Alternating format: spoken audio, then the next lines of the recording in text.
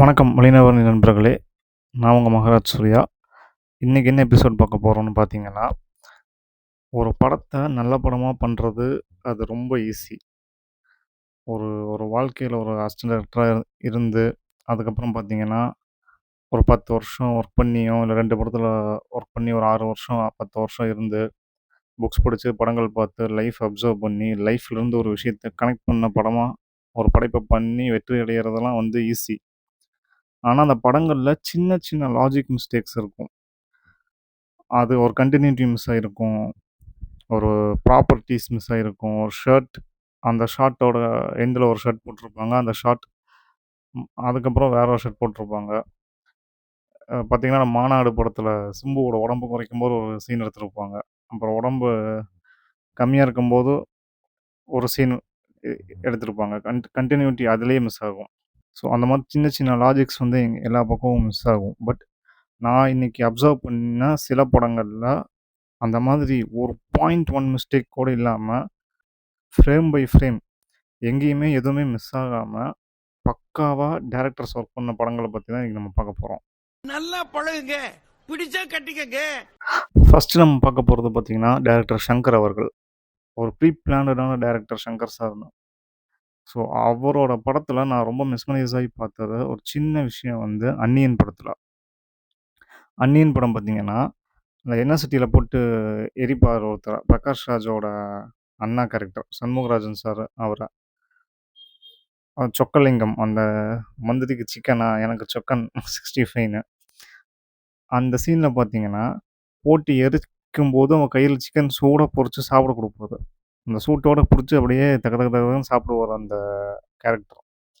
அவரை தூக்கி உள்ளே போட்டு எண்ணெயில் போட்டு பொரிக்கும் போது அந்த சிக்கன் கீழே விழுந்திருக்கும். இந்த விழுந்த சிக்கன் அடுத்த நாள் பார்த்தீங்கன்னா அந்த ஷாட்டில் இருக்கணும்னு அவசியமே இல்லை. அதை நம்ம நோட் பண்ண போகிறதும் கிடையாது ஆடியன்ஸு. ரொம்ப மைன்யூட்டாக நோட் பண்ணி பார்த்தீங்கன்னா, பிரகாஷ் ராஜ் அடுத்த நாள் அந்த கேஸ் இன்வெஸ்டிகேட் பண்ண வருவார். விவேக் கிட்ட ஷடாப்னு கத்துவார்.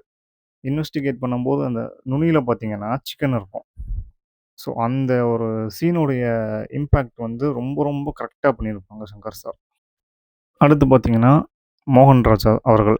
அவரோட பிகினிங்லாம் பார்த்தீங்கன்னா எல்லாமே எல்லாம் ரீமேக் படங்கள். ஆனால் எதுவுமே ரீமேக் படங்கள் மாதிரியே இருக்காது.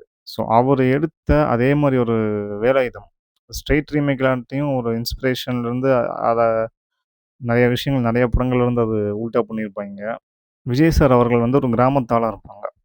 ஸோ அவர் போட்டிருக்கிற காஸ்ட்யூம் பார்த்திங்கன்னா ரொம்ப ரொம்ப ரொம்ப சிம்பிளான சாதாரண ஷர்ட் தான் போட்டிருப்பார் படம் ஃபுல்லாக. அவரை பார்த்தாலே ஒரு வில்லேஜ் லுக்கில் தான் இருக்கும். ஒரு ஷேவ் பண்ணி லைட்டாக மீசை வச்சு ஷர்ட் பார்த்திங்கன்னா பூ போட்ட சட்டை, கோடு போட்ட சட்டை, இந்த மாதிரி லைன்டு ஷர்ட்ஸு. எனக்கு கோவம் வரும் சின்ன வயசுலலாம், ஏன் சார் விஜய் சார் இப்படி ரொம்ப சுமாராக காமிச்சிருக்காரு காஸ்ட்யூம்லேன்னு. லேட்டராக நம்ம சினிமா பற்றி ரிசர்ச் பண்ண போகும்போது அந்த கேரக்டர் யார், அந்த கேரக்டரோட லைஃப் என்ன, ஸோ அந்த கிராமத்தில் இருக்கக்கூடிய ஒரு இளைஞன் என்ன ட்ரெஸ் பண்ணுவாங்களோ அதுதான் பண்ணுவாங்க. என்னோடய ஊருக்கெலாம் போகும்போது நிறையா நான் அப்சர்வ் பண்ண ஆரம்பித்தேன். அதுக்கப்புறமா ஒரு நாள் எதாச்சியாக நான் வேலாயுதம் படம் டிவியில் பார்க்க போகும்போது, அட ஆமாம், கரெக்டாக தான் பண்ணியிருக்காரு மோகன்ராஜா சார், சரியான டைரக்டர்னு அப்போ தான் பட்டுச்சு. அவரை ஒரு ஜீன்ஸ் பேண்ட்டு, டிஷர்ட் போட்டு, அடிடாஸ் ஷூ போட்டு கிராமத்தில் இருக்கிற ஒரு ஆளாக காமிச்சிருந்துருப்பான். அப்படி பண்ணியிருந்தா துளி கூட அந்த படம் விஜய் சார் ஃபேன்ஸுக்கே கனெக்ட் ஆகியிருந்திருக்காது. அடுத்து பார்த்திங்கன்னா ஒரு ரெட்ரோ காலத்துக்கு நம்ம போயிட்டு வர போகிறோம். மௌனராகம். அந்த படம் பார்த்திங்கன்னா ஒரு மேல் ஃபீமேல் ரிலேஷன்ஷிப்புக்கான ஒரு பக்காவான ஒரு பைபிளான படம் அது. அந்த மன்றம் அந்த பாட்டு வர போகும்போது ஒரு மேஜிக் பண்ணியிருப்பார். ஹஸ்பண்ட் அண்ட் ஒய்ஃப் பிரிஞ்சிருக்காங்கன்னு அதை சொல்லணும். பட் எப்படி சொல்லியிருப்பாங்கன்னு பார்த்தீங்கன்னா, காரில் வரப்போகும்போது அந்த கீழே அந்த ரோட்டோட ஒயிட் லைன் இருக்கும். அதில் ஒரு கேப் விட்டு 2 பேரும் அண்டரில் ஒரு ஷாட் வச்சுருப்பார் சார். கேமரா ஆங்கிளை கீழே கொண்டு போயிருப்பார். 2 பேரும் பாதி பாதி விட்டு விலகி இருக்காங்கிறத பக்கம் பக்கமாக டைலாகில் புரிய வைக்க வேண்டியது ஒரு ஷாட்டில் சொல்லிட்டு போயிட்டே இருப்பார். ஸோ எக்ஸ்ட்ராடினரி டைரக்டராக மணிரத்னம் சார். அடுத்து என்ன படத்தை பற்றி பார்க்க போகிறோன்னா மாநகரம். மாநகரம் படம் பார்த்திங்கன்னா அந்த படத்தில் ஹைப்பர் லிங்க் மாதிரியான ஒரு படம் அது. ஸ்ரீ அவர்களும் அந்த இன்னொரு ஹீரோயின் அங்கே ஐடியில் வேலை பார்க்குற ஹீரோயினும் பேசிகிட்டு இருக்க போகும்போது அவளுக்கு யார் பதில் சொல்கிறேன்னு சொல்லும்போது ஃப்ளாஷ்பேக் ஓப்பன் ஆகும். அவர் திருச்சியிலேருந்து கிளம்பி ஊர்லேருந்து கிளம்பி வர போகும்போது ஒரு ரெட் ஷர்ட் போட்டிருப்பார். இங்க வந்து ரெட் ஷர்ட்ல தான் இறங்குவாரு. அதுல தான் வந்து சண்டையாகும். அதே ரெட் ஷர்ட்ட கரெக்ட்டா யூஸ் பண்ணியிருப்பாங்க. அவர் லவ்வரா பார்த்தீங்கன்னா, ஒரு வில்லேஜ் ஃபேஸ் உள்ள ஒரு கேர்ள செலக்ட் பண்ணி போட்டுருப்பாரு லோகேஷ் அவர்கள். ரொம்ப க்ளோஸா அந்த ஊர்க்கார பொண்ணு மாதிரியே இருக்கும் அந்த கேரக்டர் பார்க்க. இது ரொம்ப கேர்ஃபுல்லா கவனிக்க வேண்டிய கன்டினியூட்டி. பக்காவா ஸ்கெட்ச் பண்ணியிருப்பார் லோகேஷ் கனகராஜ் சார். அடுத்து பார்த்தீங்கன்னா, வாலி. வந்து அஜித் சார் வந்து villain Ajith sir. First night நடக்க விடாம பல தில்லாலங்கடி வேலைகள் பண்ணுவாரு. கார ஓப்பன் பண்ணி கைய உள்ள விட்டுருவாரு. அடுத்து ஒரு 2, 3 சீனுக்கு கையில வெள்ள கலர் கட்டு போட்டுருப்பாரு. அந்த பேண்டேட் மாரி சம்திங் போட்டுருப்பாங்க. அது போட்டுருப்பாரு. இது வந்து இப்ப அவன் கை ஆச்சு, கை உள்ள வச்சான், போய் ட்ரீட்மெண்ட் முடிஞ்சுங்கும்போது அடுத்த நாள் அடுத்த பெரும்பாலான படங்கள் பார்த்தீங்கன்னா, எப்பவும் போல இருப்பாரு ஹீரோ. இந்த கேங்கர்ஸ் படம்லாம் பார்த்தீங்கன்னா, கிளைமாக்ஸ்ல வில்லன் கேங்கிட்ட அந்த ஹீரோயின் அவ்வளோ அடி வாங்கும். வடிவேலு அவர்கள் நடிச்ச கேங்கர்ஸ்.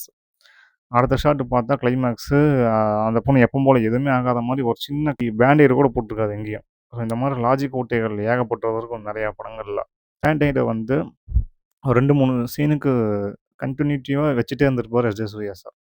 இதுதான் அந்த படத்தினுடைய மிகப்பெரிய வெற்றிக் காரணம். அடுத்து என்ன படத்த பத்தி நம்ம பார்க்க போறோம்னா, சிகப்பு ரோஜாக்கள். பாரதி ராஜா சாரோட ஒரு ஹாலிவுட் தரத்துக்கு எடுக்கப்பட்ட, செதுக்கப்பட்ட ஒரு படைப்பு அது. இந்த கேரக்டர் பார்த்தீங்கன்னா, அவர் ஒரு சைக்கோ ஃபெமினைசர்ங்கிறத வந்து ஃபர்ஸ்ட்டு ஷாட்லயே கமல் அவர்கள் படுத்துட்ருப்பாங்க. பெண்ணு பெண்ணினுடைய ஒரு உள்ளாடை வந்து பெட் மேலயே இருக்கும். அங்க வந்து ஒரு டீனேஜ் பையன் வருவான். ஸோ, அங்க வீட்டு வேலைக்காரனா இருப்பான். ஸோ, அவனையும் அதையும் இன்டராக்ட் பண்ணி காட்டுவாங்க. ஒரு கேமரா ஆங்கிள்ல போயிட்டு வரும். ஸோ, கமல் சார் யாருங்கிறத வந்து ஃபர்ஸ்ட்டு ஷாட்லயே வந்து அவரு மெஸ்மரைஸ் பண்ணியிருப்பாரு பாரதி ராஜா சார். ஸோ, ஸ்டார்ட்டிங்ல அந்த பெண்ணினுடைய உள்ளாடைய வச்சதும், அந்த டீனேஜ் பையன இன்டர்கட் பண்ணி காமிச்சதுமே வந்து அந்த படத்துடைய ஹோல்சம் நரேஷனே முடிஞ்சிருச்சு. ஸோ, பாரதி ராஜா சார் பக்காவா ஒரு டைரக்டர் ஸ்கில் அங்க காமிச்சிருப்பாரு அவர் யாருங்கிறத. திருப்பி நம்ம யார் படத்த பத்தி பார்க்க போறோம்னா, இதுல ரிப்பிட்டேட்டிவ் ஆக போறது எஸ். ஜே. சூர்யா சார், குஷி. அதுல வந்து பார்த்தீங்கன்னா, விஜயகுமார் சாரும், விஜய் சாரும் ஒரு இதுல மீட் பண்ணுவாங்க. அந்த படத்திலேயே 2 இடத்துல மீட் பண்ணுவாங்க. கிளைமாக்ஸ் ஒண்ணு, இடையில ஒண்ணு. ஸோ, அந்த இடையில வந்து காலேஜ்ல மீட் பண்ணுவாங்க. ஜோதிகா மேடம் அவர்கள பார்க்கறதுக்கு விஜயகுமார் சார் வருவாரு. அந்த டைம்ல வந்து விஜய் சார் வந்து காஃபி குடிக்கலான்னு சொல்லி போவாங்க. ஸோ, விட்டுட்டு கிளம்ப போம்போது வந்து குற்றாலத்துக்கு வந்தா நீங்க கண்டிப்பா என் வீட்டுக்கு வரணும்னு சொல்லுவாங்க. ஸோ, கிளைமாக்ஸ்ல வந்து எப்படியோ ஹீரோ, ஹீரோயின் சேரணும். விஜய் சார் அங்க தான் போறாருங்கிறது தெரியும். அந்த படம் ஸ்டார்ட்டிங்லேருந்து ஜோதிகா மேடத்துக்கும், விஜய் சாருக்கும் ஏகப்பட்ட ஈகோ சண்டை வந்துகிட்டே இருக்கும். எந்த இடத்துலயுமே வந்து பார்த்தீங்கன்னா, ஆ நான் வந்து குற்றாலம்னு வந்து ஜோதிகா மேடம் வந்து சொன்ன மாதிரி எங்கேயுமே டயலாக் இருக்காது. அந்த ஒரே ஒரு இடம் விஜயகுமார் சார் தான் வந்து டினோட் பண்ணுவாரு. ஸோ கிளைமாக்ஸ்ல எப்படி டக்குனு ஹீரோ அங்க போனாருங்கிற கேள்விக்கு, அது ஒரு மிஸ்டேக்காவே நம்ம யாருனாலயுமே எப்படியோ சேர போறாங்கன்னு தான் தெரியும் 2 பேரும். அத வந்து கரெக்ட்டா பிட்ச் பண்ணியிருப்பார் எஸ். ஜே. சூர்யா சார். அடுத்து நம்ம எந்த படத்த பத்தி பார்க்க போறோம்னா, ரமணா. ஏ.ஆர். முருகதாஸ் அவர்களோட ஒரு ஒரு மெஸ்மரைசிங்கான படைப்பு. ஒரு கேரக்டரோட லைஃப் ஸ்டைல்னு ஒண்ணு இருக்கு. ஒரு ஒரு கேரக்டரோட வேலை என்ன? அதனுடைய ரொட்டீன் என்ன? அது காலையில எங்க போகும்? மதியம் எங்க போகும்? நைட் எங்க போகும்? ஸோ, அந்த லைஃப் ஸ்டைல்லேருந்து ஒரு சீன் பண்ணியிருப்பாரு ரமணா படத்துல. விஜயகாந்துக்கு நிகரான ரோல் வந்து அந்த படத்துல வந்து யோகி சேது அவர்களுடைய ரோல். அவரு வந்து கிட்டத்தட்ட லீவ் போட்டுட்டு மெடிக்கல் லீவெல்லாம் போட்டுட்டு ஒரு 80% கேஸ முடிச்சுருவாரு. ஸோ, 2 கவர்மெண்ட் அதிகாரி வேற வேற ஊர்ல இருப்பாங்க. அத லிங்க் பண்றது எப்படின்னு தெரியாம குழம்பிட்டு இருப்பாரு. யோகி சேது சார். அப்ப ஷேவிங் பண்றதுக்காக வந்து பார்பர் ஷாப் போயிருப்பாங்க. போலீஸ்காரங்களுடைய லைஃப் ஸ்டைல் பார்த்தீங்கன்னா, கம்ப்ளீட்டா ஷேவ் பண்ணணும். இப்ப வர படங்கள்ல தப்பா நெறைய படங்கள்ல ஒரு ஷேவ் பண்ற மாரிலாமே காட்டுறதே இல்ல போலீஸ. பட் அப்பல்லாம் நேர்மையான ரைட்டிங் பண்ணாங்க நம்ம தமிழ் டைரக்டர்ஸ். யுஜி ஒரு காலேஜ்ல படிச்சா, பிஜி வேற காலேஜ்ல படிக்கக்கூடாதுன்னு இருக்கு. அதுக்கப்புறமா அவரு போயி அந்த திருப்பி அந்த மாமிகிட்ட போயி கரெக்ட்டா மேட்ச் பண்ணி பார்ப்பாரு. மேட்ச் பண்ணி பார்த்தா எல்லாமே கரெக்ட்டா பிஜி யுஜி ஒரு காலேஜு, ஸோ பிஜி வேற வேற காலேஜ் படிச்சிருப்பாங்க. ஸோ அப்ப அந்த கேஸ வந்து கண்டுபிடிச்சு க்ளோஸ் பண்ணுவாரு. ஸோ லைஃப் ஸ்டைல் ஆன ஒரு சென்சிபிள்ல வந்து அந்த அந்த ஹூக் இருக்கும்.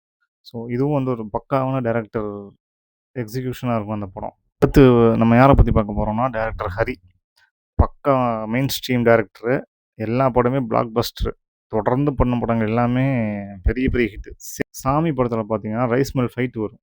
கோயில்ல த்ரிஷா அவர்களும், விக்ரம் அவர்களும் போவாங்க. ஓடுவாரு. ஓடி கொண்டு போய் ரைஸ் மில் போவாரு. ரைஸ் மில் போம்போதே ஃபோன் எடுத்து காதுல வைப்பாரு.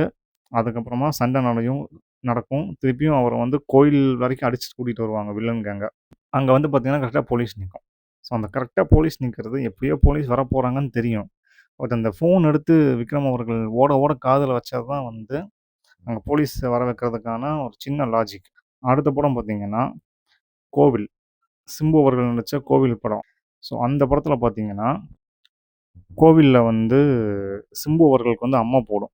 ஹீரோயின் கேங் வந்து சோனியா அகர்வாலும், ஃப்ரெண்ட்ஸும் வருவாங்க. சிம்பு அவர்கள பார்க்கறதுக்கு வீட்டுக்கு வருவாங்க, அம்ம போட்டிருக்கும்போது. உட்காந்து ஜெபம் பண்ணிட்டு இருப்பாங்க. பின்னாடியே சோனியா அகர்வாலோட அண்ணனும் வந்து வருவாங்க. சிம்புவ தான் பார்க்க வந்திருக்காங்களான்னு கன்ஃபார்ம் பண்றதுக்கு. அதுக்கப்புறமா என்ன ஆகும்னா, வீட்டு வாசல்ல ராஜ்கிரண் நின்னுட்டுருப்பாரு. அவங்கள தடுப்பாங்க. தடுக்க போம்போது கையில இளநீ வச்சிருப்பாரு.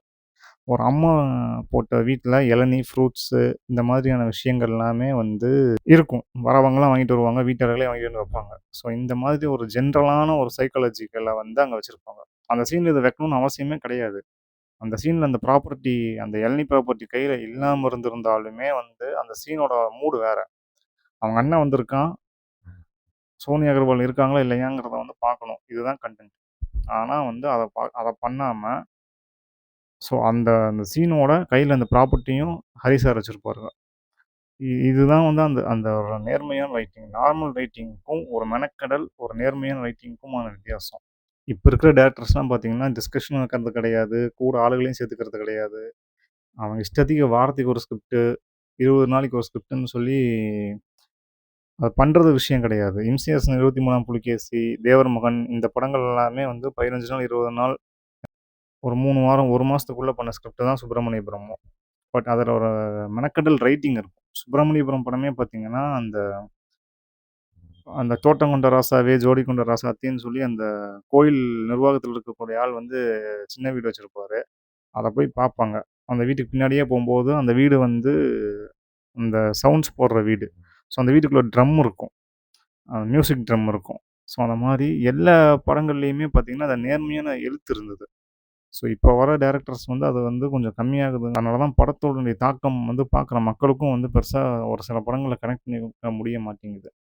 ஸோ இந்த மாதிரியான விஷயங்கள்லாம் உங்க படத்துல நீங்க பார்த்த படத்துல என்ன சம்பவங்கள், இதே மாரி லாஜிக்ஸ் வந்து ஹோல்ட் பண்ண படங்கள், லாஜிக் கரெக்ட்டா ஒர்க் பண்ணியிருந்த படங்கள்லாம் நீங்களும் பார்த்துருந்தீங்கன்னா கமெண்ட் பண்ணுங்க. ஒளிநிவாரணி சேனல சப்ஸ்கிரைப் பண்ணுங்க. தொடர்ந்து இதே மாரி நெறையா வீடியோஸும் உங்களுக்கு வந்து சேரும். வீடியோ பிடிச்சிருந்தா உங்க ஃப்ரெண்ட்ஸ் அண்ட் ஃபேமிலிக்கு ஷேர் பண்ணுங்க.